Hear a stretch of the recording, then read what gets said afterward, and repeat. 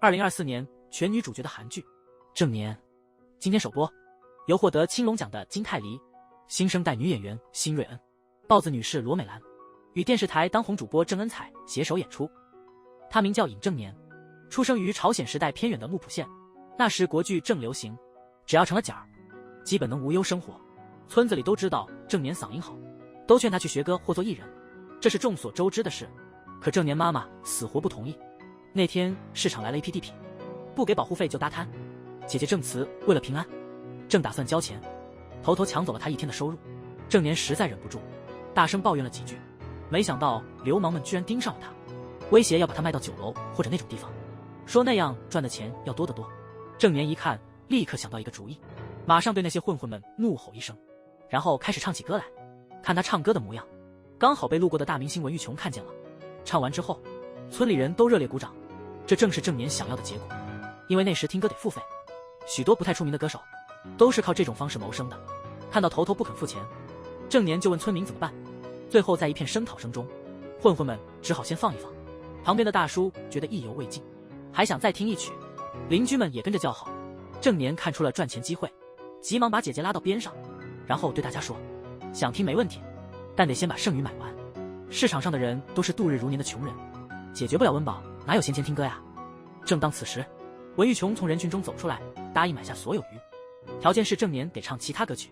这对正年来说轻而易举，他坐在小摊上已调整好心情。正是这首歌让文玉琼确信正年有唱国剧的天分。他热情地递过来2张演出票，反复叮嘱一定要去看。一直到现在我还是有点懵，不懂这个人为什么买鱼还自己包了2张纸。难道首尔的绅士都这样吗？还好姐姐识字，看出来写的是文玉琼和梅兰国剧团几个字，那个很受欢迎的演员文玉琼。他二女儿在市场唱歌的事传到了正年妈妈耳朵里。昨晚年妈用家规狠抽了小女儿腿上10下，直到姐姐苦苦哀求，及正年多次保证以后不再唱歌，才稍微息怒。第二天一早，村里的女孩们都在问昨天那位绅士是谁。正年骄傲地拿出人家赠的门票，立刻引来众人一片惊叹。他们都听过文玉琼的大名，他赚很多钱吗？那还用问，房车什么的肯定都有了。一听能赚钱，正年就想去看看。于是当晚姐妹俩偷偷跑去剧院，开场舞让他们惊得说不出话。随着歌剧的进行，正年越来越兴奋，直到文玉琼扮的王子登场，不管是气质演技还是台词唱功，全都吸引着台下的观众。他屏住呼吸，心跳逐渐加速，喧闹的剧场似乎只剩他一个人，他完全投入到了演出里，这正是他梦寐以求的。晚上回到家后，他怎么也睡不着觉，一遍又一遍地回想着文玉琼的对白，不由自主走到了院子里，模仿他们的动作，总感觉少了点什么。姐姐察觉了妹妹的心思，提醒她剧院的演员都是顶尖的，意思是他们达不到那样的层次，那样的生活不是他们能想的。这话反倒让她更有决心。于是次日一早，她便沿着尘土飞扬的小路跑过去，微风吹起她短短的头发。正年加快了脚步，根本没空注意周围的景色，带着梦想勇敢地冲进宾馆。他想跟着文玉琼学习国剧，但管理员说剧团已经离开了。正当他感到万念俱灰时，突然有个人出现在他面前，正是文玉琼。正年结结巴巴地看着他，就请他到自己房间来一下，随后拿出一本《春香传》的剧本，让正年朗读几段。正年因为没受过专业训练，读得支支吾吾，连最基本的感情都缺乏。文玉琼直接指出他可能不适合这个，正年解释是因为初次接触，于是把文玉琼那晚的台词整整齐齐地背了一遍。文玉琼感慨地说，只听一次就达到这个水平，真没看错人。我在想，你有没有可能成为我们剧团的一员？文玉琼也承认正年天生就有一副好嗓子，不但声音清亮动听，还能唱出深情与悲伤。简单来说就是天赋异禀。但光有这些还不够入团，毕竟江团长对细节要求极高，哪怕是伴舞一个小动作没到位，他直接将对方开除，并且永远不再聘用。5天后，梅兰国剧团恰好要招新学生，主要测试唱功、演技和舞蹈。因为时间紧迫，文玉琼建议从表演和舞蹈入手。2人这般练习连续4天。世事难料，消息终将泄露。得知正年学戏，妈妈怒不可遏，直接把他锁在仓库里，还禁止姐姐喂他吃饭。第5天，文玉琼急得不行，直接跑到他村里，跟姐姐透露了一件事。下午，郑慈回到家，他贴在门缝里问妹妹，不唱可以吗？向妈妈道歉后就这么过，可以吗？姐，我做不到。直到这一刻，姐姐才真正理解了妹妹的心意。原来刚才文玉琼跟她说，明早剧团就要考试，所以他们今晚得与郑年一起出发。趁妈妈不在，郑慈撬开了仓库锁，要帮妹妹追逐梦想。姐姐走在前面，郑年跟在后面，他们在月光下向星坛奔去，踩着尘土走向未来。虽然不确定是否能成功，仍然朝着目标坚持前进。最后姐姐将妹妹带到了文玉琼那里，心急如焚的来，到分别时却依依不舍。郑年感觉对不住姐姐，回家肯定被妈狠狠训一顿。但郑慈在开门那刻已经做好了心理准备，他羡慕妹妹坚持梦想的勇气，觉得想唱就得外面闯闯。郑年发誓要成名再回来，晚上门我不会锁，可能只有家人不在乎你飞得多高，他们担心你会不会飞累了。郑慈努力忍着不哭，催妹妹趁妈妈未注意快走。可能两人心里都明白，这一别不知何时能重逢。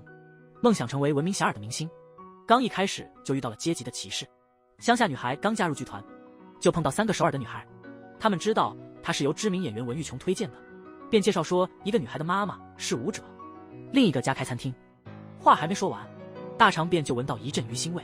的确，那味道是郑年散发的，但他觉得自己家是卖鱼的，身上有点腥味很常见。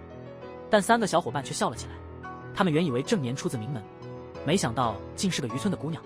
正在此时，道英前辈叫他们去面试。面试的第一项正是郑年最弱的舞蹈。敏锐的江团长立刻发现了众人的问题，特别是文玉琼带来的那个，他为何动作迟缓，自己也不清楚。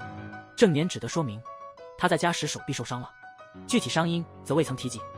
接下来进行第2项舞台本表演测试，题目很简单，只需表现出悲伤即可。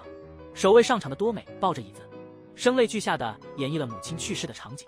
第2位女演员表演的是跟爱人下别离的痛苦，她平静地站在评委面前，缓缓闭上眼睛，记起那一年全家逃避战乱，途中父亲被流弹射中，临终前连句话都没留下。父亲意外去世后，让全家都心碎。不同于妈妈和姐姐的痛彻心扉，郑年想哭却哭不出声。想到这，他睁开眼，眼泪瞬间夺眶而出。江团长简直不敢相信，最初表现最差的竟有这样感人的表现。最后一项来到了演唱高潮，郑年的声音让江团长想到了一个老对手，可以说是竞争者。他刚加入剧团不久，就凭借出众的嗓音成了主演，这让一直刻苦训练的他难以接受，总感觉努力在天赋面前显得无力。不像江团长，偷听外面的朱兰感受到了深深的触动。道英前辈公布了新成员名单，首尔3人组都通过了，今年只有他们3人被录取。在这份极大的失落中，道英前辈补充说，还有一个特例录取名额，作为备选通过考核的是92号尹正年。大家都露出难以置信的表情，毕竟以往都没有特例录取。郑年还没来得及高兴，道英前辈就让他去团长办公室一趟。实际上，江团长这次找郑年有2个理由。首先，郑年是文玉琼推荐的，如果按常规录取，担心会引起其他人的反感。团员会议谈起用关系进后门，所以从此刻起，必须用能力来证明自己。证明并非仅因为文玉琼的关系，才能成为梅兰剧团的一员。其次，江团长想了解下郑年的母亲的全名。很显然，这名字并非那故人所用。晚上，郑年被安排在最末的宿舍，其他人看了都讽刺他运气真好。普通的人住4人间，文玉琼帮忙介绍的自然得住双人间。一开始郑年没察觉言下之意，只觉得这样挺不错的，只是睡前一直没看到室友而已。他一觉睡到第2天，奇怪的是室友好像没回来过。打扫时，好心的朱兰开始和乡下来的郑年接触，他是去年通过考核加入的剧团学徒，两人立刻变得很亲密，带他熟悉剧团环境。先是舞蹈编排的练习室，基本呈蓝色，代表正式演出用的幕后角落，接着是学徒的教室，然后两人参观了徐慧郎的别墅。他演过所有剧中女主角，与饰演男主的文玉琼同名。这里有个要点，朱兰特意提醒郑年，所有人都羡慕嫉妒他是靠关系进来的。正好这时有人找朱兰办事，他刚走，郑年马上就听见有人唱戏。当他看清那人时，郑年感到害怕，他从没想到除了自己，竟然有年轻人的歌声这么有感染力，猛然间差点跌倒。为了不被发现，慌忙逃回工作地点。下午上课时，江团长特意让新人代表郑年和上届优秀的歌伶许英旭一起唱歌。郑年马上认出许英旭就是那个人，突然间他感到没了底气，可能是被他的歌声打动了，逐渐找回了状态。许英旭唱完后，郑年竟能紧接着唱，气势毫不减弱，甚至不输对手。正当他要超过对方时，江团长立刻制止二人。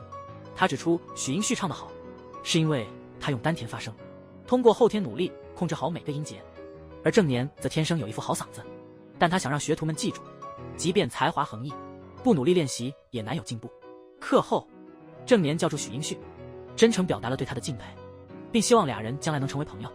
但许英旭对此不屑一顾，因为他已在名师指导下接受了10年严格的训练，警告郑年别以为比过几招就能平起平坐，在于是表演的难以站上高雅的舞台。说完他就帅气的走了。郑年心里那个恼啊！晚上他把这事告诉朱兰，朱兰泄露说，大家都清楚许英旭的个性，他妈妈是著名的歌唱家韩继周，他姐姐更是声乐神童。郑年刚想躺下时，室友就回到宿舍，没错，正是许英旭。因为首尔3姐妹的阴谋，郑年被江团长踢出教室。气愤之下，他去找对方理论，可多美总是以文玉琼做挡箭牌，什么有靠山就瞧不起人之类的话，郑年觉得不顺眼，就应该通过实力去超越他，何必做那些卑鄙的事。长辫子听完后提了个建议，3个月后剧团有场演出，如果能从殷前辈那里得到试镜剧本，3姐妹就愿意认输，认可是通过后门加入剧团的。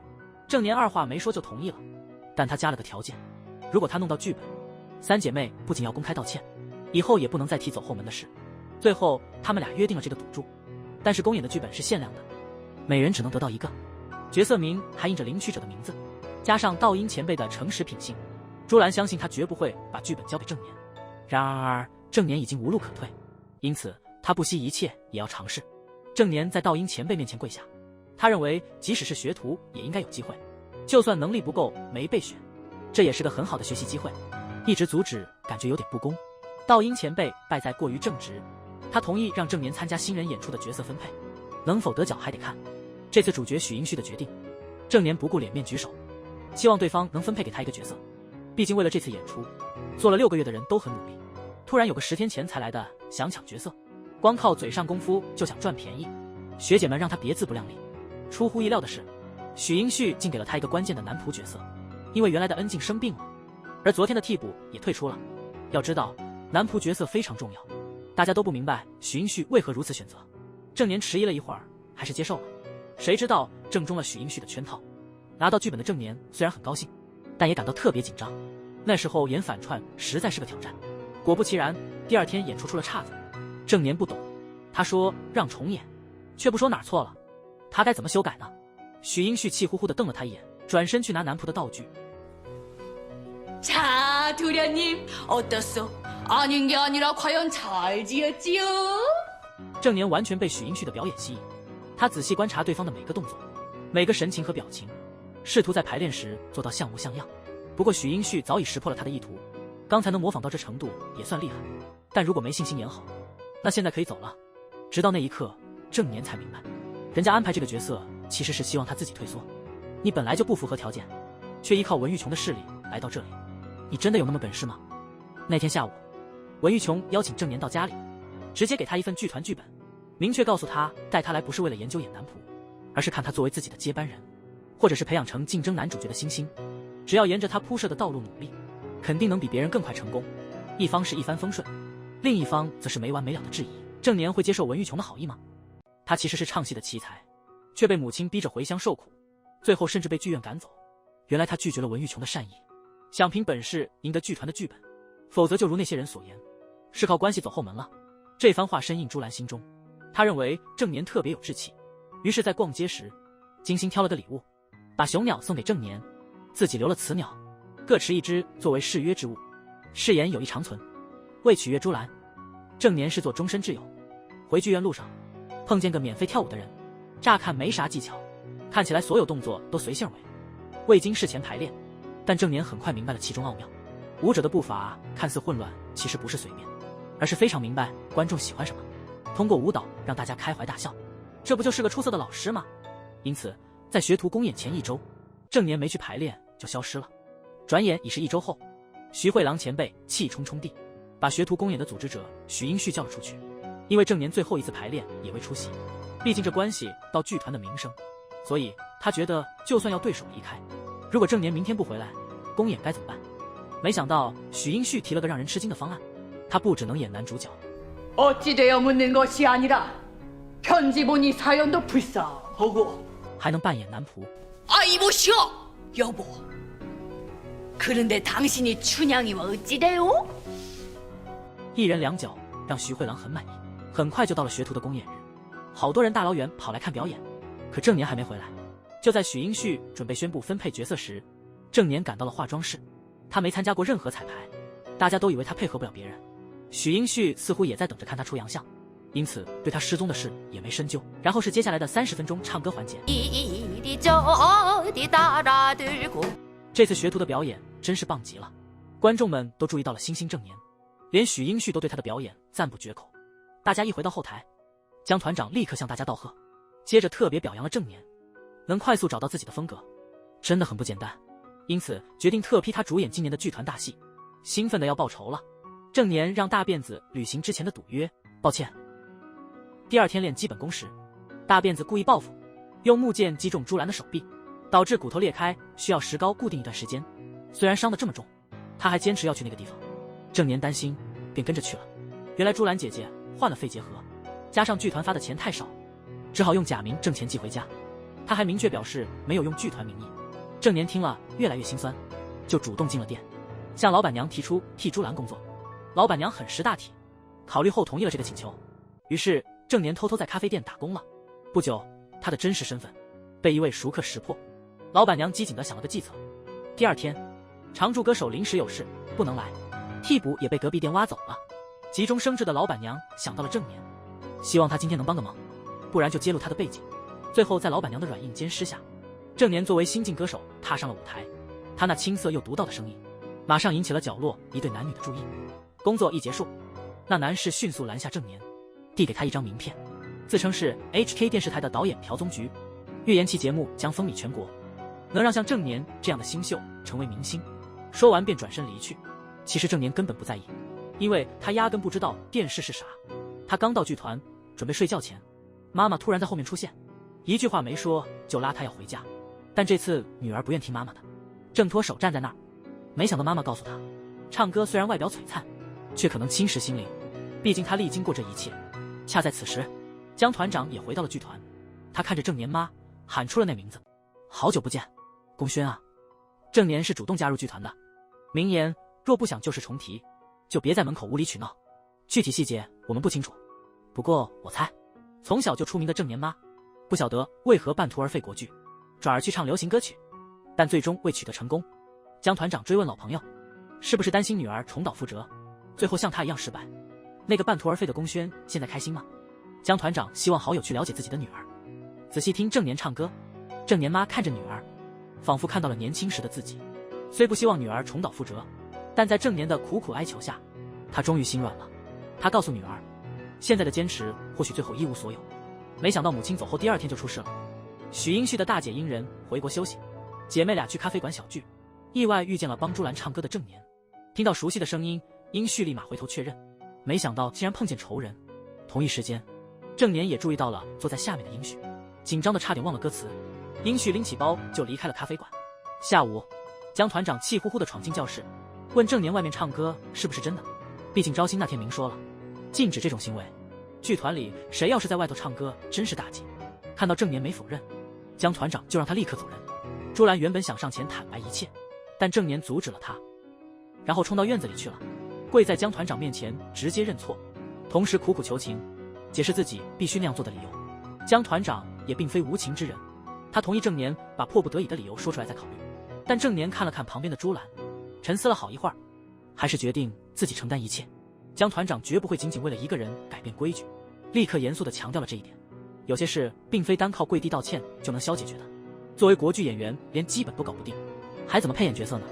随后直接让人将郑年赶了出去。实际上有人一直在默默关注着这事，那人就是剧团名角文玉琼。文玉琼原本打算先把郑年安顿好，等江团长气消后，他会出面帮忙求情。但文玉琼刚离开就遇上别的事情了。徐慧郎前辈教育郑年说，做人需要懂得看人说话，不只是为自己，也要考虑别人。若是江团长知道有人被开除还住这儿，那文玉琼多难堪啊。所以你不会不好意思赖着不走吧？郑年明白了这层意思，当天下午便离开文玉琼家了。因为他点了6个包子，但到了付账时却发现包里的钱突然不翼而飞。老板以为有人想赖账，马上把郑年送到派出所。警方提出2个处理方式，不是坐牢就是找人还钱。于是郑年想到了蒲宗菊，很快朴宗菊帮他垫了钱，把他从派出所保释出来。他很想知道接下来有何打算。当时郑年梦想成为歌手，不料却落入蒲宗菊的圈套。第二天一早，这家伙把郑年带到首尔中心电视台，参观了直播用的摄影棚，解释说由于技术限制，目前只能做电视直播，预言未来大家都将争相上电视。不同于国产剧，在电视上一唱歌，全国的人都能听见，尽管有些人听不懂，但郑年被刚才那段对话吸引住了。下午时分，朴宗菊让郑年签了合同，里面只说了付款事宜，郑年就盖了个章。合同用了很多中文，看不懂，但他信任对方，还是快速同意了。接着朴宗菊请了位声乐教师，把郑年交给他，直到出道。首堂课便是转变郑年的外表形象，从鞋到衣服，从化妆到发型，都进行了全面改造。然后是关键的演唱环节，不知不觉几天就过去了。为了扩展社交圈，朴科菊决定带着郑年去英人的演唱会，这儿聚集了许多社会名流。出乎意料，许家邀请了梅兰剧团的众人，其中就包括了姜团长。他看了郑年一眼，没说什么，直接走向演唱大厅。名演员文玉琼和女演员徐慧郎也紧随其后。郑年见到老东家时，低着头，宛如背叛者。许英人已成著名美声歌唱家，他母亲显而易见的偏爱，对二女儿许英旭视若无睹，甚至在演唱会结束时硬逼他站起来鼓掌。毕竟英人是许家的骄傲。演唱会后，朴宗菊将郑年引荐给台长，请社长多多支持新人，让他们更多曝光。远处姜团长看到几人笑语欢聚，误会郑年真放弃国剧了，气得直接离开晚宴。同时许家在接待客人，议员夫妇夸赞英人唱得好，顺便询问英旭的近况。英旭说他在学国剧。听到这话后，议员夫人顿时一脸厌恶，旁边的徐母立刻开始阿谀奉承，称赞夫人对各种艺术都很内行。我目前只在学徒演出里担当过主角，正在剧团里努力争取更重要的角色。晚宴将近尾声，不习惯穿高跟鞋的郑年找了个角落，正想捏捏脚，却突然听到附近有人在争吵。往那边一看，原来是徐母在骂英旭。他觉得女儿不懂得察言观色，别人一提到国剧脸色就变了，还坦诚自己没当过主角，真是太丢脸了。毕竟人们都觉得职业有高低，艺术也有好坏之分，也就是说国剧没那么高档。英旭不懂为何妈妈不支持，徐母直接指出问题。因学国剧离家出走的原因，没立刻断绝关系，也是看在母女情分，但到现在还没成为主角，也太丢我们家的脸了。说完就头也不回地走了。恰巧郑年有点坐不住了，他正想起身，英旭马上冲到郑年面前，误会他故意偷听母女对话，接着直接给了他一个大逼兜。郑年也不甘示弱，于是两人开启你扇我，我扇你的持续拉力战。郑年警告英旭，今后将以牙还牙，不再容忍他了。接下来他们会有什么故事？番外篇，宴会时刻，文玉琼邀请郑年坐旁边，刚聊几句他就被叫走。趁此机会，刚想说举报的不是他，没想到郑年说他明白，还说了解他，只是说话刻薄，不是个到处泄密的人。郑年和许英旭差点在晚宴后开打，他有点搞不懂，难道像温室里的花，别人发现被妈骂就能随便发火？许英旭听了更受伤，别人家的事都不懂就来安慰，话还没说完就被打断。郑年觉得徐母很出名，他一直享受着这些好处。你知道我为了证明不靠妈妈有多努力吗？这就是为什么我这么说，你真是不知福中之福。总的来说，这两个人因为不同的原因出身，引发了巨大的误解。第二天一早，郑年在朴宗菊的办公室发现了一个秘密，这小子偷偷拍了很多妈妈的照片，签合同时候没说过这事儿。朴宗菊原本没什么好意图，他递给郑年一叠报纸，全是关于郑年母亲蔡宫轩的新闻。没错，他早知道郑年是宫轩的女儿，郑年母亲曾是著名影星，女儿嗓音和他如出一辙，因此这份看似偶然的机会才降落在郑年身上。这一切被揭露后，郑年恍然大悟，最终指出给剧团打小报告的正是朴宗菊，没想到居然主动落入了圈套。没想到朴宗菊的图谋还有后续，他打算利用郑年是宫轩女儿的事实，先在电视上制造热议，再邀请郑年妈妈来唱那首红歌。郑年这才明白赞美自己只是假象，真正目的是利用他妈妈，因此他决定离开电视台。朴宗菊不再掩饰，直言如果现在离开的话，得付给电视台违约费，合同都是明文规定的。从办公室出来，郑年心不在焉的经过了唱片行，他想弄清楚妈妈当年是什么样子，于是买了那首最热门的歌。店主看他是年轻人，热情推荐了一个很有名的歌手，一提到他就会联想到这首歌。郑年听着妈妈的专辑，不由得想起那夜的场景，终于懂了唱歌毁掉他一切的含义，母女是不是也会有同样的命运？一大早，郑年被蒲宗菊带到了现场。开拍前，他把朱兰的礼物别在胸前。在彩排时，声乐老师特意提醒了：现在唱没关系，等直播时哪怕出错也得唱完。彩排前半段表现很棒，连挑剔的蒲宗菊也挑不出毛病。老师也觉得这孩子能成星。到了歌曲第二部分，按剧情应轮到男生唱，郑年就按男性特质唱了。朴宗菊一听立刻停彩排，强调她是女歌手，只要舞台上迷人就好，别搬国剧的套路，轻轻耸肩摆动步伐就行，别多做。郑年不理解，为何让她像妓女一样卖笑，好歹也毕业于正规剧院。朴宗菊当众大声斥责，这不是梅兰剧团，如果不能按自己的方式演出，那我就不干了。老师建议他去劝导郑年，然后走进休息室，提醒学生别忘了当初的约定，这是不能因心情不好而违背的。所以请忘了蒲导演，接下来的表演不属于别人，只属于你郑年，请尽情的大胆表演。老师会在台下看着，直到结束。很快就是正式直播时间了，全国电视台都在直播郑年的演唱会，就连梅兰国剧团的伙伴们也一起围观这场演出。几乎完美的歌声迷住了所有观众。正当台里的领导们为即将到来的成功沾沾自喜时，郑年做出了一个大胆的决定，他立刻脱下了高跟鞋，在第二段演唱时以男性角色的方式表演。因为是直播，所以不能中断，恰好被路过的文玉琼和江团长发现，注视表演的老师也流下了热泪。那时对女性有很多刻板印象和歧视，大家都觉得女歌手应该风骚做态，还没人敢公然挑战这公众观念。除了国剧里的男扮女装，可以毫不夸张地说，郑年的反抗不仅展示了女性的另一面，也开启了新的时代。虽然老师很高兴学生能独立，但这是需要付出代价的。同时，朱兰向江团长说明了打工的原因，他宁可自己被赶走，也要把好朋友换回来。另一方面，因为郑年没按照蒲宗菊的安排，导致投资者纷纷撤资，这小子便迫使他赔偿违约金。话音刚落，江团长已经出现在后面，他以郑年是他们剧团的学徒为理由，自愿支付高额违约金，并决定带他离开。在回去的路上，江团长对郑年说，尽管他是在帮助朱兰，但毕竟在外头唱歌赚钱，所以回去必须接受处罚。就在这时候，郑年提出了心里的疑问，最初让他加入剧团，是不是因为他妈妈的关系？想到自己在妈妈庇护下还什么都不知道，真是心里堵得慌。江团长劝郑年不要胡思乱想，每个人都是独立的，不要拿自己和想象的妈妈比较，折磨自己。更何况录用的理由不那么重要，关键是要把握当前的机遇。他只有一个愿望，那就是坚持到底，努力实现自己的选择。郑年随江团长回到国剧团，那晚他在宿舍里见到了许英旭，认真地向他道了歉。原本以为有个出名的妈妈会很骄傲，但亲身体验后才明白自己多么渺小，因此对那天说的话深感后悔。没想到许英旭的原谅方式挺独特，他选择不再回想过去。日子很快又恢复了平静，学徒们全神贯注学习。郑年和朱兰在外面遭罚，1个月就这么过去了。但是在选角公演的前夜，有人故意将郑年锁在仓库，显然有人不希望他参与。与此同时，试镜已经开始，许英旭意外地试镜了反派男主，而这角色以前都是道英前辈的。不一会，朱兰发现郑年还没到，正好轮到他试镜，于是找郑年的任务自然而然地交给了许英旭。话说回来，当许英旭找到郑年时，他卡在窗户上，他二话不说就拉了，郑年也拼命往外挤。僵持片刻，只闻咔嗒一声，郑年呼的一下冲了出去，正好砸在许英旭身上。多亏有你救我，喂，我们得赶紧了。两人在最后一秒及时赶上了试镜。出乎意料的是，郑年没争演主角或配角，反倒想演个跑龙套的土兵甲。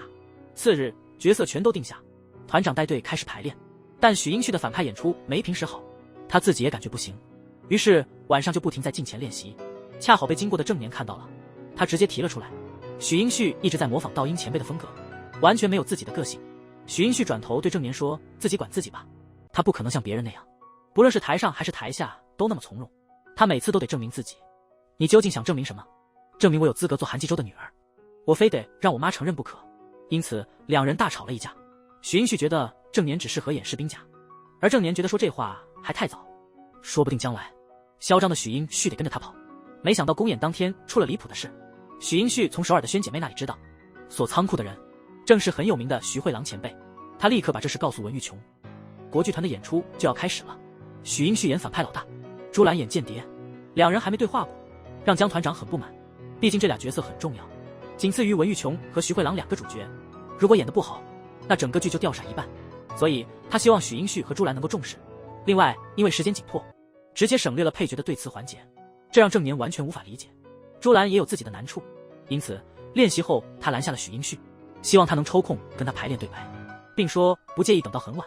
但许英旭有点生气，因为他还没掌握好角色，所以觉得现在排练对白还早，默契等等再说也不迟。二人的谈话刚好被郑年值日听到了这些，他安慰着朱兰，许英旭脾气就那样，别理那种人。没想到大长便提醒说，还是多关心自己吧。刚才练习时，士兵的台词一句未提，对戏这玩意无非是围着主角转圈。最开始挑角色时应该选重头的，不这样许英旭一亮相，士兵们就没人记得了。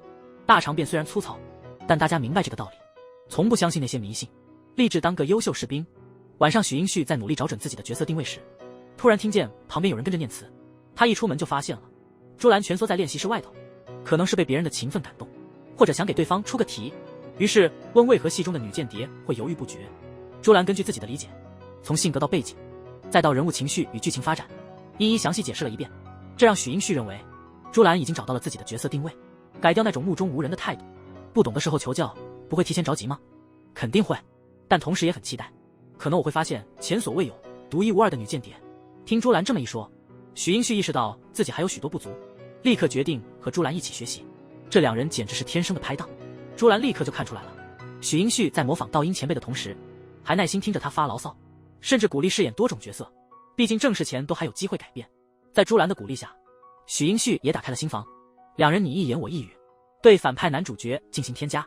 正在这时，许英旭忽然找到了感觉，同时郑年正头疼怎么办好士兵甲，突然道英前辈找他，他就趁机向人家求教。道英前辈直言不讳，说他声音太尖，感情传达不到，因此建议他要想演得好，所以只要上舞台，确保一眼就让人看出他是男的。第二天一早，郑年就换上男高中的校服，决定去城里边走边观察学习。镜头切换，郑年在街头碰到一位中年男士，模仿对方的站立姿势，还学着查看手表的动作，然后又偶遇一帮不良少年，模仿别人双手插兜站得笔直。但坏学生以为他来挑衅，叫上朋友准备去教训他。郑年也不是吃素的，看形势不对，立刻逃跑。最后在一个转角，成功摆脱了那群学生，结果不料跑进了伤残士兵的营地，他干脆留下帮了大忙。午餐时大家开始聊起战争，营地主管回忆他18岁就上了战场，因为害怕又想家，所以经常夜里躲在被子里哭。他还提到旁边的2位女士都是以义勇军的身份参战，负责烧饭的姐姐未完成大学就前往前线，另一位则是婚期前夕就走了。好奇他们是否后悔，他说自己从未后悔，毕竟总得有人上战场。这话让郑年忆起他们一家为逃避战争，也未能为父亲安放得当，但与妈妈和姐姐的痛心不同，在这个营地里的人们仍能欢笑歌舞。在另一处，许英旭邀请了他妈妈参加几天后的演出，承诺如果这次还不能满足他，就不再纠缠。他几乎把职业生涯当赌注，许妈这才勉强同意。晚上学习了一整天的郑年特别高兴，想把这份喜悦和朱兰分享。他找了好久才发现朱兰和许英旭关系密切的像一个人，不禁让他感到有些失落。几天后演出就开始了，登台前道英前辈注意到郑年很用心，反而劝他不要太过出风头。戏剧背景是高句丽和乐浪国正在交战，代表乐浪国的自鸣鼓一旦响起，即表明敌军来袭。由文玉琼扮演的高句丽王子为了赢得战争，派了女间谍由朱兰饰演的珠儿打探消息。得知自鸣鼓由乐浪公主木莲负责后，他想到了一个计策。珠儿行动中重伤，获得王子关怀，对他渐生情愫。王子的打算却是让徐慧郎扮演的公主爱上自己，只要结婚便停战。而许英旭扮演的大汉丞相听到这消息，焦虑不已，整晚失眠。因为只有高句丽和乐浪不断交战，耗费兵力，他才能轻松并吞2国。所以他告诉了珠儿王子和公主即将结婚的情况，利用他对王子的情感，让他去给公主送信。许英旭的表现非常棒，连平时严厉的许母也忍不住鼓掌，同时也触动了在场待命的郑年。他即将出场扮演的士兵角色，为了展示没有所谓小角色，他的表演特别卖力，这不仅让观众情绪起伏摇摆，连一起演的演员们也被他感染，情不自禁的即兴加戏。但这在剧团是大忌讳，江团长马上告诉他，要放弃过度投入的想法，个人过于突出会乱了剧情节奏，别拼命显摆自己。公主很快收到了伪造的信，信里假装是王子的话，命令公主破坏自鸣鼓。随后丞相前往乐浪，他表示想和乐浪建立友好关系。就在此刻，一个士兵来报告，告知高句丽军队正在袭来。他话还没说完，就看见了营地负责人和女战士，不由自主地想起了父亲悲惨的死亡场面。于是郑年加重了自己的表演。高句丽军队已经抵达城门外，再加上那时是1950年，朝鲜正处于战争中，观众被强烈的情绪吸引，大家纷纷催促郑年，也就是士兵甲去保卫国家。战争的景象不断在郑年脑海中闪回，所有的不幸和坎坷化为一滴热泪。他决定唱首歌：乐浪国事的百姓啊，我们一起对抗高句丽。在此号召声下，要我如何置若罔闻？这一喊，梅兰剧团差点被毁了。就在老板认为事情黄了的时候，一位经验丰富的前辈站出来了，表面上帮着新手继续工作，实际上是在暗示他犯了错误。前辈费尽心力把进展拉回正轨，赢得了客户的一致好评，但菜鸟却认为他的发挥起到了关键性的作用，甚至厚颜无耻地去领功。江团长气得宣布以后不让他上台，他的角色被别人取代。然而郑年不甘心，刚刚观众很认可他的表演，却不知道问题就在这里。江团长指出，观众本应只关注剧情，却将全部注意力都放在了配角上。从此以后，只要有一点失误，观众对剧本的喜爱马上会变成嘲讽。既然喜欢出风头，为啥不选主角，偏要演个小兵？郑年被狠狠地骂了一顿后，意识到了错误，懊悔地坐在后台，直到演出结束。与他大不相同的是许英旭，许母急切地抱住了女儿，首次毫不吝啬地夸赞，这让许英旭误认为妈妈接受了他，幻想母女关系有所缓和。没想到许母心里藏着个大阴谋，原来他发现郑年的声音很特别，便动用关系调查了他的来历，果然不出所料，郑年是龚轩的女儿。接着就是阴阳怪气的开始，比如一些人再努力，也比不上天生的才华。他希望许英旭能明白，趁天赋未达巅峰时，好好压制一下就可以，就像昨天差点毁了公演。同时，郑年在剧团里成了人人避让的人，只有朱兰肯靠近他。其实郑年心里已经明白，不如把自责和愧疚变成提升演技的机会，因此他最近一直在研究其他角色。原本试镜士兵就是为了方便观察，上台后却把这事忘了。朱兰为了支持郑年，也愿意一起练习新角色，只是一直演男性角色有点不习惯，突然扮演女性角色，郑年调声音根本调不过来，还老忘词，比朱兰的女间谍总差那么点。朱兰发现了好友的困境，建议他从汉相角色研究起。正是这轻轻一抬，让朱兰对他另眼相看。恰巧二人练习的声音被路过的许英旭听到了，一下子极度充满了头脑，气冲冲地跑回宿舍，然后摔碎了郑年新买的妈妈旧唱片。郑年原本要去找他理论，但走到练习室门口就看见许英旭边哭边唱，郑年一下被那歌词的悲伤感动。许英旭想知道他怎么唱得这么动听，难道只因为他妈是个天才，不用刻苦练习还能嘲笑别人的努力吗？郑年听后没生气，坐到许英旭对面，直说这辈子最怕的就是别人一听他唱歌就会想起妈妈，那样只能永远活在妈妈的影子里。龚轩就是龚轩，尹正年就是尹正年，想要真正改变，只能勇敢前行。郑年希望许英旭别否定自己的努力，因为那些汗水和泪水才真正属于自己。第二天清晨，许英旭精力充沛地跟朱兰对戏，两人共同提升演技。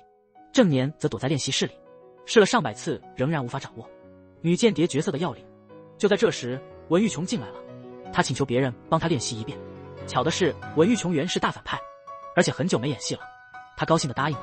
意料之中，又忘词了。他总认为自己不适合扮演柔弱。文玉琼建议关注别人的演绎方式，然后调整自己的角色特色，用眼神和动作弥补台词的生硬。还有一个关键点，就是要考虑全局，不应只专注于自己的角色，应该站在整个剧的角度考虑如何表演。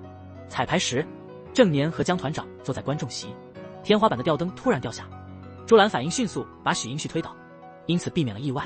但因为事故发生太快，他急于救朋友，结果脚踝扭伤了，看来他今晚不能参加演出了。江团长命令道英前辈把朱兰立刻送到医院。朱兰意识到许英旭感到非常内疚，便激励他晚上的演出也要加把。江团长安排恩静替演女间谍，但恩静却说自己肚子疼无法演出。郑年一听这话，眼中满是渴望。江团长简直快被气炸了，这么多学生居然没人能记住女间谍的台词。他保证只要敢于站出来，谁都有资格参加这次机会。你们真是一帮废材，给了机会也不会抓，连女间谍的台词也没人背出来。话音刚落，郑年的声音就响起，他适合演女间谍。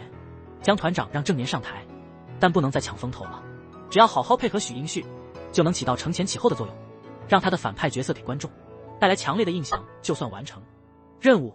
听后，郑年立刻爽快地答应了。很快，剧团的演出就开始了。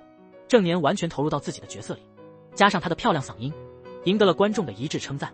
但还没来得及高兴，接着一个失误发生了。在第二幕，许英要女间谍送信的时候，他进步得让人吃惊，许英旭居然忘词了，脑子里突然一片空白，手紧张的不停颤抖。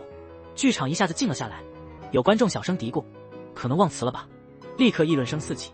徐慧郎马上提醒他，只有郑年和许英旭能救场了。建议立即降幕，平息事态。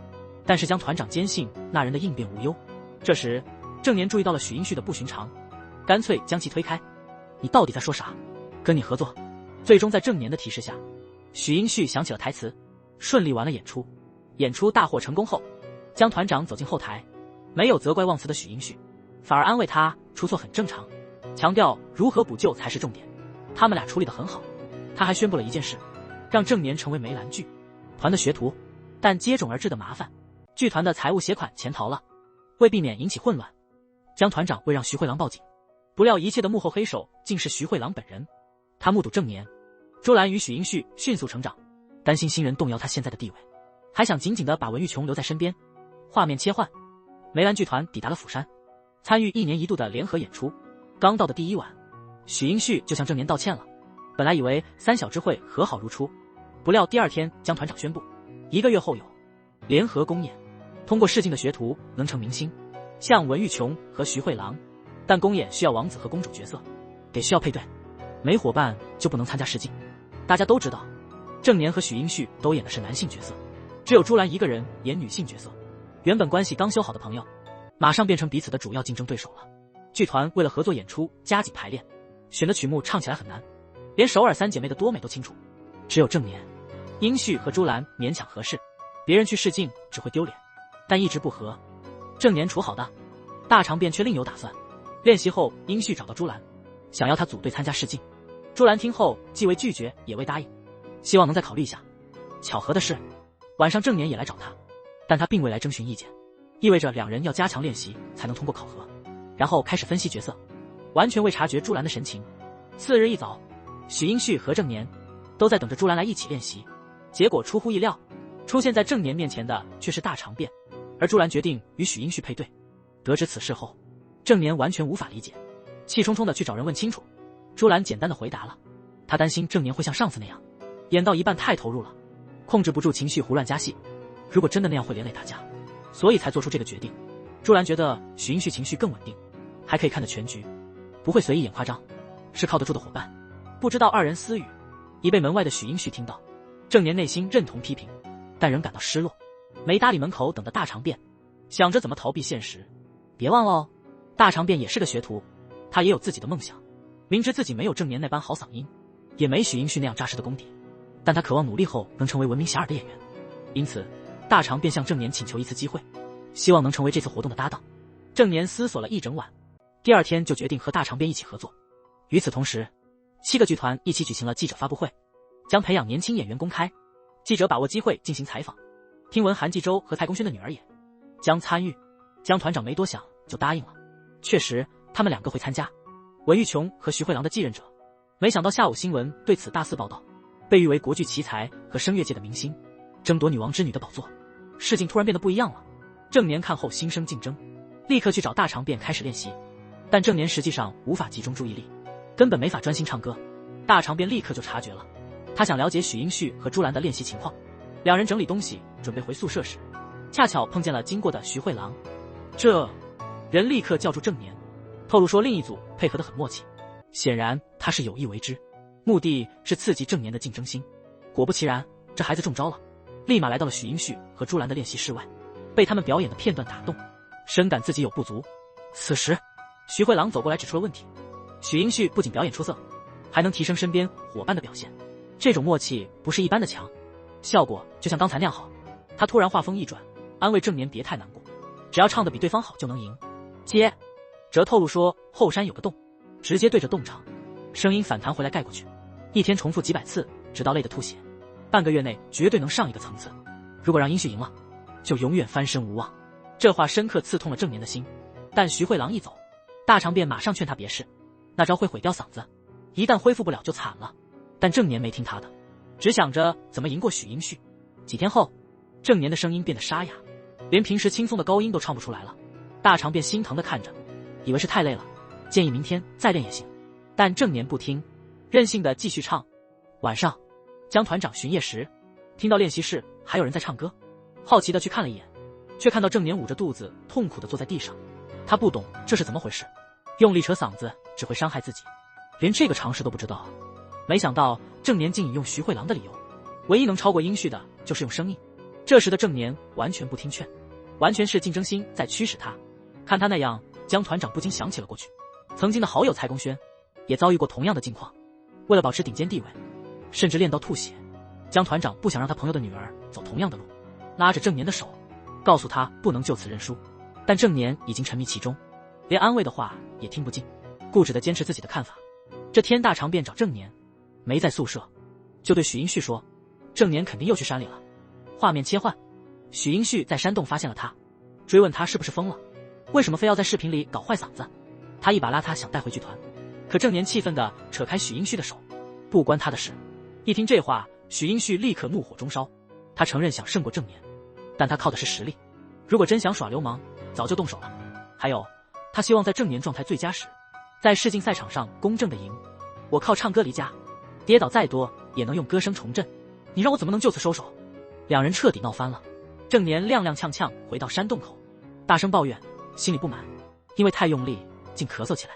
转眼到了试镜的大日子，徐母作为评委亲临现场，透露一下他和郑年妈可能有仇。此次试镜7个剧团的学徒都参加了，每位参赛者都很强。郑年赶在表演前到了，许英旭和朱兰很快上场了，他们的表演赢得评委一致称赞。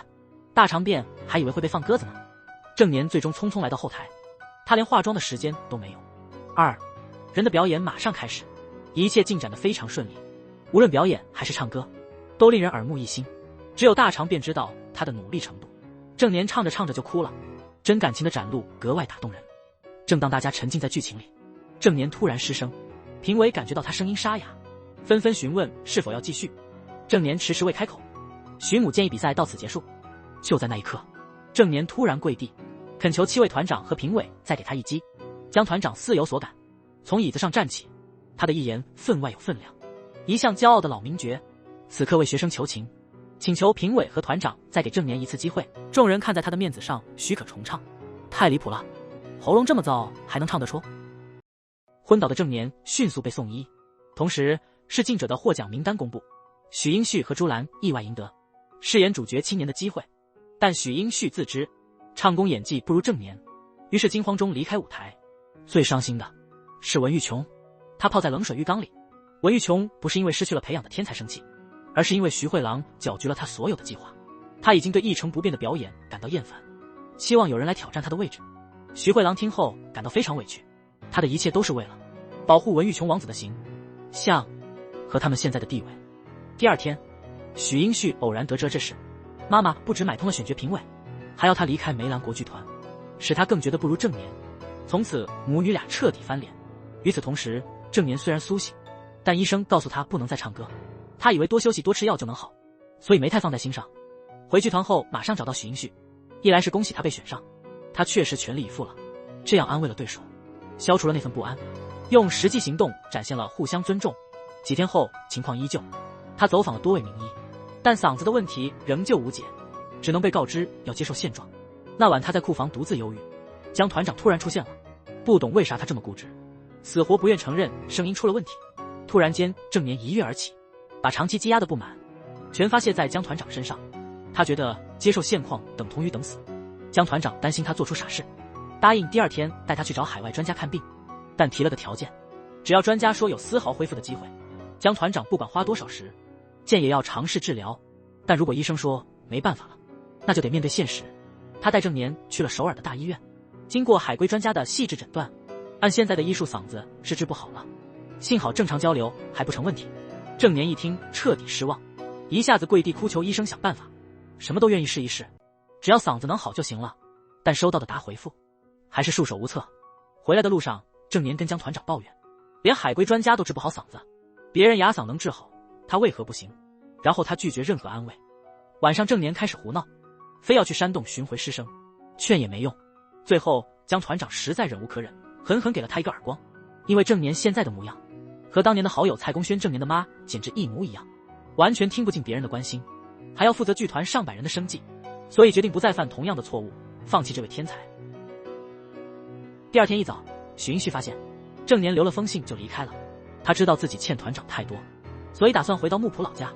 下午大长便主动找到江团长，告诉他是徐慧郎让郑年失声，然后江团长决定让徐慧郎演出完毕后离开剧团。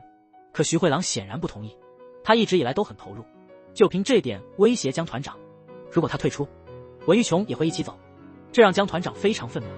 我一直相信文玉琼不是那种人，没想到这么信任他，差点让剧团散了。与此同时，郑年回老家后生活不太顺利，一旦见识过外面的世界，就不愿再被局限，尤其是他这样有梦想的天才，那颗渴望舞台的心，连冰冷的海水也无法浇灭。国剧王子文玉琼染上毒瘾，一下子就把梅兰国剧团推上了风头浪尖，投资者纷纷想撤资。文玉琼解释自己每天忙排练，根本没空吸麻药，要不然早就被发现了。猜想是其他剧团极度造谣，江团长认为他说的有理，在这关头更应该信任自己人，建议文玉琼立刻开记者会，力求挽回观众的信任。晚上文玉琼找到许英旭，说本来觉得郑年是块璞玉，但现在觉得看错了，他比天才还厉害，所以愿不愿意跟自己一起离开剧团。许英旭有点搞不清楚，前辈以前那么力捧郑年，为什么现在转向他了？文玉琼没隐瞒，直说郑年已经没用了，纵使侥幸归来，也丧失了观众的喜爱。话音未落，就被许英旭断然拒绝。文玉琼领会了对方的意图，没多话就离开了寝室。得知江团长将前往木浦找郑年，朱兰立即整理行装，欲同行，但许英旭认为不宜，百般劝说，终止了他的行动，自己随江团长一同乘车前往木浦。然而郑年的母亲一见他们，把女儿嗓子哑的责任全推到别人身上，他边骂边更气，一把抓起水瓢又砸下去。幸亏许英旭反应快，跑到郑年姐姐那里，从他口中知道了郑年的去向。郑年见到许英旭特别激动，问别人来做啥，没料到许英旭从包里拿出唱片，还没等郑年开口，大小姐就坐不住了，他没容忍他的坏习惯，一把就把唱片扔到海里。郑年二话不说跳海去捞。出乎意料的是，长大在海边的他竟然不会游泳，没挣扎几下就下沉了。许英旭在岸上呆住了，不一会儿他把郑年就上来了，你这是干嘛呢？我本就够想死了，你还来加戏？其实许英旭已经投降给郑年了，最后是镜头里的演技把我征服，他觉得自己再怎么努力也比不上，所以才跟过来，希望郑年能复合。同时郑年妈找到了江团长，希望他能别打扰他们母女的生活，非得逼小女儿死才甘心吗？江团长觉得郑年不像其他朋友，不会因为背负天才称号的压力而逃离，相信那孩子会自己回来。第二天一早，郑年拦下江团长和许英旭，说他现在不能跟他们回去，要等妈妈同意才能回剧团。江团长理解郑年的决定，转眼联合公演开始了，整场表演真的很精彩，但是有个地方得吐槽一下，那两个红面具配白身装扮是怎么回事？谢幕时还出了个小状况，国剧的明星文玉琼突然消失，徐慧郎找了好一会儿才找到他，他说演出一结束就要离开梅兰剧团，还希望徐慧郎和他一起开个新剧团，毕竟这两位现在是当红大腕。没想到文玉琼直接拒绝了，今天是他最后一个演出，明天就要去拍电影了，从此两人各奔东西。徐慧郎显然很不情愿，毕竟和文玉琼合作了这么多年，他已经投入得很深了，不止帮忙掩盖吸食毒品的丑闻，还把好友塑造成完美无瑕的国剧王子，甚至用剧团的资金封住记者的口。没想到文玉琼根本没将他视为朋友，徐慧郎真是没辙了，无奈真心换来的只是冷漠。文玉琼刚出化妆室就被江团长叫住，没想到这人不再掩饰，直言要离开团队，对梅兰剧团毫无眷恋，向团长表达了不满。同时郑年妈妈望着深夜还在练习的女儿，心中五味杂陈。第二天她便带女儿去了海边，告诉她有个著名歌手丁真烈，只要他一唱歌，所有的观众都会动情到流泪，而这个人的嗓音就是粗哑的。文玉琼一走，梅兰剧团就满城风雨，学徒们心里也乱了套，毕竟没了主角，戏怎么继续？大家忧心忡忡，道英前辈安抚众人，突然一个熟悉的人影推门进来，天才郑年回来了。见到他，大家都兴奋极了，特别是大长辫，高兴得无法言表，直接一把抱住郑年。文玉琼离开后，江团长忙得不可开交，每天得应付债主们追债。不久，郑年到办公室报道，江团长看到他也特别高兴，毕竟在剧团困难的时候，还有人愿意不离不弃，真的很难得。而郑年准备参加试镜，他想借此机会看看能否随心所欲的发生，江团长也只能同意了。离开办公室之后，郑年问许英旭文玉琼去哪了，才从他那里听说前辈早已经离开了团队，因此联合演出也匆匆结束。江团长因此连续好几天失眠。听说后，郑年马上赶到文玉琼家，却见到了疲惫不堪的徐慧郎，他对他仍有敌意，强调无人能取代王子位置，说完便放声大笑。但郑年觉得徐慧郎毫无改变，没了文玉琼，就像失去了灵魂。他说这次是为了好好跟前辈道别，毕竟文玉琼是自己的师傅，所以郑年希望徐慧郎放下恩怨，重新来过。听后，徐慧郎显得格外无助。郑年完全不懂他付出了多少。那晚，郑年拿着老照片发了呆，刚好许英旭路过，安慰他说任何人都阻止不了前辈的决定，但现在除了文玉琼还有他，无论发生什么他都会留在剧团。从现在起，两人将接替文玉琼和徐慧郎。很快，江团长收到一个好消息，剧团早期有个团员叫红梅，他愿意资助剧本的创作，当晚就约见详谈了。没想到红梅对剧本根本不感兴趣，他询问江团长是否还记得曾如何伤害他的自尊。你说我凭那糟糕的演技到处赚钱，根本不可能成为真正的角演员。红梅明说忍耐这么久都是为了报复，他愿意出大价钱购买梅兰剧团的地皮，但江团长显然不同意。晚上刚到剧团门口，就碰上了2个离开的学徒。现在的情况也不能阻止他们自己找出路，所以没难为他们就让他们走了。但因为长期忙碌加上情绪过激，江团长晕倒了。剧团的核心人物进了医院，一时间团员们都心惊胆战，大家都在猜梅兰剧团会不会完蛋。有的人甚至公然说赶紧离开，还怂恿别人说留下就是傻瓜。大长辫听得越多越生气，想走就悄悄地走，干嘛要影响别人思考？原本就不安，现在更加迷茫。两人感觉丢了面子，揪着长辫子的头发，瞬间大家都乱作一团。这时候正好年文生赶到，使出吃奶的力气才把双方分开。他们以此事为借口，默不作声地退出了剧团。而在这一切喧哗中，郑年最关心的仍是他最好的朋友朱兰。完全不懂为什么刚才还闹得不可开交，他却悄无声息地逃了，这让人觉得他在逃避一切。郑年明说这话不是要朱兰道歉，但话到嘴边却又咽了下去，无奈地问道：他们难道不是朋友吗？该不会忘了当初的承诺吧？第二天一早，剧团剩的人已经不多了，大家都提不起劲练基本功。郑年感觉这样不行，于是毅然站起来走到中间，建议明天的入团考试照常进行。现在连团长和评委都不在，到底谁来评分呢？就让路人的掌声作为最佳评判吧，仅仅10个掌声就算通过。许英旭建议让他定这个标准，他明天还会去街上表演，如果观众多，他就能加入剧团，否则别想进梅兰国剧团一步。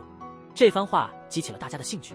郑年明白了许英旭的意图，你得做好心理准备，我才不会因为你声音沙哑就手下留情，如果你手软，那真的是伤了我的自尊。许英旭选择在昌寿园进行表演，他曾参与过联演而小有名气，因此那天观众特别多。江团长快要崩溃了，一不小心就可能发疯。他不停地思考自己哪里做错了，是不是该早些顺应文玉琼少演国剧，或者不应该执着于推动联合公演，或许该听听鹰的建议，多培养喜欢国剧的徒弟，放下对文玉琼和徐慧郎的依赖。同一时间，郑年把演出地点选在了首尔火车站，开场前只聚集了10几个人。尽管他谦逊地向大家打招呼，表演时希望大家给点掌声，但他沙哑的声音并不受欢迎。蔡东轩的女儿也就那样罢了。然而郑年不仅未受影响，反而达到了顶峰状态。原来母亲在他加入剧团前提了个问题，怎样弥补嗓音沙哑的不足。郑年认真思考后，决定用演技来补充，用真情实感使歌声充满感染力。他确实做到了，吸引了越来越多观众，大家都为那独具特色的嗓音所打动，情感的声音融入剧情，由起初的怀疑到最终泪流满面。郑年明显胜出这场赌注，他立马跑到江团长面前，紧握他的手，你已3次支持我，请继续见证我的成长。在郑年和许英旭的共同努力下，剧团终于重回正轨。朱兰拦下郑年，解释自己当初和许英旭搭档是担心自身的不足会影响他，两人的误解因此得以完全解除。其实郑年从未怪罪过朱兰，他仍记得他们曾定下的誓言，携手演国剧直到耄耋之年。但朱兰不得不顺从母命，提前嫁给家中挑选的富二代，这样他姐的治疗费就有保障了。晚上他请求郑年与他共同表演一场戏，其实朱兰是借着表演的机会吐露真心。第二天早晨，他便宣布了自己想要离开剧团的打算。郑年阻止了朱兰，他没法祝福这个笨女孩一帆风顺，因为他不想那么快就被忘掉。我心中唯一的王子啊！文玉琼离开后造成了影响，债权人纷纷上门取走贵重物品作为偿债，徒弟们意识到剧团可能要倒闭了。目睹这一切的许英旭无法坐视不管，随即回家向母亲要求先用一部分外公留给他的遗产。许母一听这话气得大发雷霆，一边砸东西一边埋怨，他这么能干却生不出个儿子，偏生了2个女儿，当初受不了婆家的歧视，才全力培养姐妹2个，结果大女儿不满，离家出走了，现在小女儿又这样。他不明白梅兰国剧团的魔力，团长与他无血缘。许英旭单膝跪地，承诺遗产早给他，日后听从母亲安排，哪怕离开剧团或停止演出。最后徐母答应了这个交易。晚上许英旭来办公室，递过来一个信封，江团长拿过一瞧，里头是厚厚的一叠支票。他马上说不能收，再艰难也不能让，弟子用尊严换钱。同时他用团长身份承诺，无论如何都要确保新剧《双塔传奇》顺利上演。第二天，鼓手老师宣布了个好消息，有个民间成立的合作社，不但信誉可靠，还能以低利率贷款给需要的人。他建议可以尝试申请贷款，于是江团长迅速前往合作社。但大家都清楚梅兰国剧团目前的困境，《双塔传奇》可能是告别之作，因此合作社的负责人犹豫不决。江团长透露了这次的演出计划，对团员们极为重要。他们里面会出现一个新王子，这位新王子将带头开启新篇章，请社长视此为对梅兰未来的投资，而非眼下的破败。最终合作社同意贷款给江团长，这样一来债务危机得以缓解。但接着又出现新问题，制作费用应该怎么筹集呢？道英前辈提出建议，要不要先让梅兰歇歇气？团长偶遇正年刻苦训练，一眼看出动荡，使他分心。本想安慰他一番，没想到正年抬头仰望天空。第一次看国剧时，姐姐告诉他，台上的都是娱乐圈的人，在这个饥饿的世界里，还有谁在乡下捡拾花格呢？女孩想要一跃成星，登上新舞台，别人觉得她像在开玩笑，但这就是她的梦想。或许不止对她，对所有梦想成演员的女孩子来说，只要能登台，梦想就永不止息。江团长听完她的话，那晚就把剧团土地卖给了红梅丝，他要用自己的余热为这些追梦的孩子编织一场完美的演出。在回剧团的路上，江团长碰到了许英旭，这孩子为了演好男主角，每天一大早就去寺庙寻找灵感。他非常想超越正年，话一出口就觉得有点后悔。没想到江团长反倒鼓励许英旭，可以一心想要赢过正年，也可以专注于输赢。现在正是该全力以赴的时候。他曾因被人背叛而痛苦，故对那焦虑下的失落感同身受。歌手的路漫长，得历经无数起伏，不断在波折中坚持，终将有客栈至巅峰，视野最为开阔。许英旭便是这样的歌者。周后双塔传奇的试镜现已开启，只有正年和许英旭参加了。许英旭的表演几近完美，正年也被感动得不行，连评委都给了高分，但他更期待看难友是如何演绎角色的。果不其然，正年也没让大家失望，一首歌唱的大家都感动极了。许英旭甚至主动让出主角位置，这俩劲敌实际上互相欣赏，成为了激励对方的朋友。不久，双塔传奇的表演就开始了。临上台前，正年收到了一封远方的来信：你即将成为众人瞩目的王子，我全力支持你。人生有聚有散，月有阴晴圆缺，朱兰不得不选择了他不喜欢的生活，但正年会为他的梦想努力。双塔传奇讲述的是新罗王位建佛国寺，抓了2位顶尖雕刻师，许英旭扮演的坏蛋达比和正年演的男主阿斯达，约定雕完佛像就能回家。可达比新刻3年，不敌阿斯达一夜之功，因此心生怨恨。所以当阿斯达妻子前来，达比谎称阿斯达做完就娶公主，想见只能等。佛像印在湖面那天，阿斯达是个典型的完美主义者，即使是督办的土兵打他，他也不屈服。就这样，妻子在湖边等待，不知不觉过了许多日夜，最终因为深深的思念而撒手人寰。临终前，阿斯达才得知这一切。故事就这样结束了。感谢大家的支持与陪伴，咱们下部剧再见。